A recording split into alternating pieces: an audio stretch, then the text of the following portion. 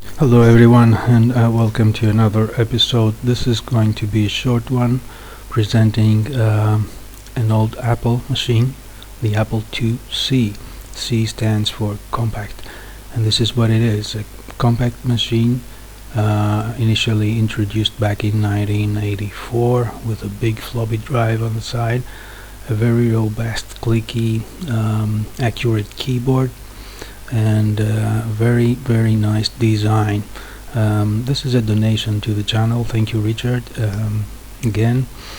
And let's take a look at the back of this machine. I used to have one of those when I was younger, and if I remember this right, discontinued by 1990s or something. So quite a successful machine with a handlebar, so you can move it around. The power, which is kind of tricky, input switch, and the all the interfaces that you need, all the outputs to and inputs to get connected to printers, joystick, mouse, RGB, and all that kind of stuff. So again, a pretty nice, robust, very reliable machine. I'm wondering if this works. We're gonna find this out together. But first, I have had this idea since it came to me without any power supply at all. Maybe I could modify this old converter we used to have when we wanted a PS2 keyboards connected to old ATXT machines, but for this purpose I should probably make a couple of holes right there, in order to have 7 blind holes without any connection, but just to make it fit to the connector at the back of the Apple II, and then chop off the part which is the PS2 converter and take advantage of the cables. So let's see. I have used my soldering pen in order to create little extra 2 holes down here, and then I'm going to gently make them bigger with use of a screwdriver or something.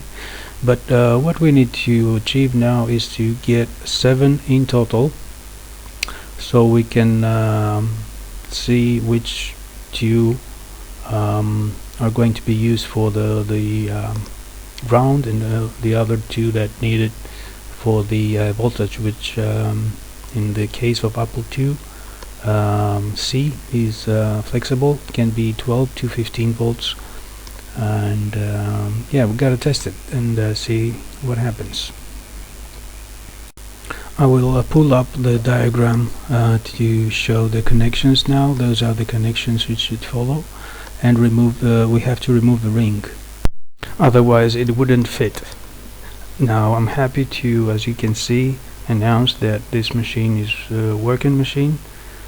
Many thanks again, Richard, and it's thrilling to see software coming up on your screen after so many years. Apple Works came with a bunch of diskettes along with the computer as a donation, and yeah, it was initially introduced back in 1983. And what is really interesting about this software is that it was one of the first ever integrated office suites for personal computers, featuring a word processor, a spreadsheet, and a database merged into a single program back in the day. Of course, later versions came up with GUI and the stuff we know nowadays. So back to the machine, you can see the disk drive now is in use. I think it was 140 kilobytes. Still trying now to load part of this particular disk. The Apple Works suite came with a bunch of disks. So I don't know if I have everything that I need here, but at least I have this first one, so we can yeah, see an office suite integrated software from 1986, 1983, 1985, different versions, without any GUI back then, running in front of your eyes, which is again thrilling.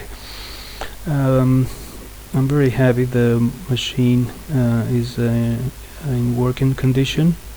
I haven't done anything, didn't even clean it up yet. Floppy works fine, the screen resolution is fine, and I think I'm now ready to see what other goods are there, what other disks and software came along with this machine in the box, and quickly find out what we can see and how can we travel back in time tonight. Okay, next disk please, and this is Summer Games by Epix, and this is version 1. Summer Games was a very successful game indeed, initially introduced for Commodore 64 and then moved to the Apple II version like this one, and then moved to other platforms and consoles and home micros as well, like the ZX Spectrum, of course. Then it was so successful that they came up with version 2 eventually, and what you could do was actually diving, pole vaults, sprinting, gymnastics, swimming, shooting, and rowing, which was very nice back in the day. Of course, this is the opening ceremony. And yet another disc that came with this computer was the print shop, utility, more like a tool or something to play with, to create your own greeting cards, posters, banners, you name it. It has a graphic editor. You can put your border, like thick line, double line, thin line, whatever. Choose graphic. You can edit your text, so you can create your own signs or invitations or posters or whatever. It has some ready-made fonts you can play with, so you can put your text like this and type your message to the world, or your invitation to whatever, and print it out, and you're done. Pretty nice for 87, if I remember this right. It was 1987 again. You can relocate the text, of course, around the area, and create your own posters and signs. And of course, the best way to work with is to have a printer attached, but it wasn't the case. It wasn't that easy back then. It was very expensive, but quite a software, very useful to play with, and for your own creations.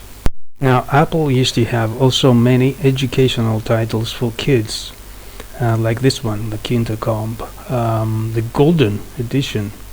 Like you to have this one as well, in this bunch of discs that came along with the computer. Now, what was really interesting was that you could find math for kids, educational puzzles, you name it.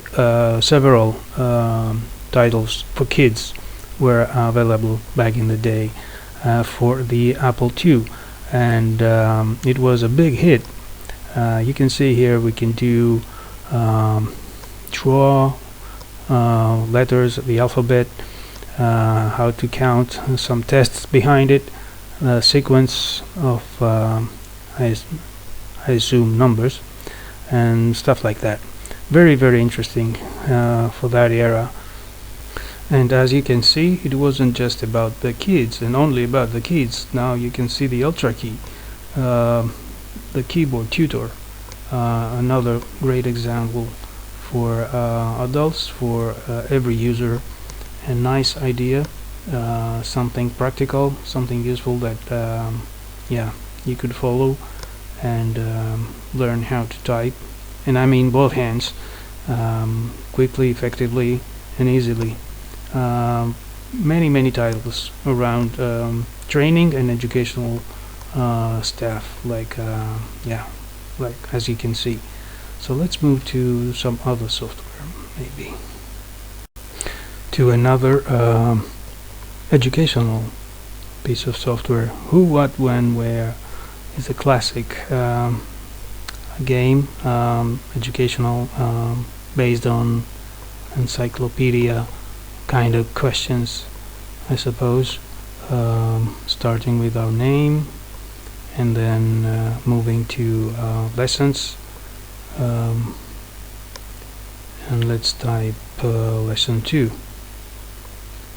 Oh, okay, we have a disk error. That means after 35 years there must be something, there must be damage to the disk. Let's try again and work on a different lesson. Sorry for that, guys, but yeah, apparently it looks like who, when, where, what has a come in a damaged disk, but I guess you all know how it is played and what it is. It was a pretty interesting kind of knowledge based game, so no luck. The next one is addition logician, has to do obviously with numbers, and let's try to run it. I don't know how is this gonna work, or how it is played. So we have logician here, addition 3 in a row, Z-bag, the fence game, repeat after me. Wow, a lot of options. What is your first name? Right. Okay, let's try this and see what happens. We're gonna play against the computer, I suppose, some kind of ready-made program or tests or questions. Getting 3 in a row. Let's see. Alright. Oh, I didn't have this one when I was a kid. It's the first time that I see this, but yeah, it looks pretty decent educational software. If it was 1986, couldn't be any better. You'll be given 20 problems. Alright. So, oh, that kind of problem. Well, that's pretty boring. But I think you get the idea. You got 3 in a row, you got points, you play against a computer, and you built your reputation over this, the responses and their results. Let's put something totally wrong here, and wow. It feels good to have at least some disks after all these years for this old machine that really work. Now we have here the addition logician we have just seen. The machine is in great condition. The Apple works, and the summer games, among other educational software like math and puzzles and some kids stuff as well. Pretty much in fine, excellent condition, and yeah, it's good to know that. I mean, it's good to know that when you feel nostalgic a bit, like this evening, you can actually run some programs, you can run some software over some retro machine, or play some games, like this one, the Magic Slate 40. Magic Slate is a word processor, so you can say that it's not only about games, because this machine can also be a companion to work, and that was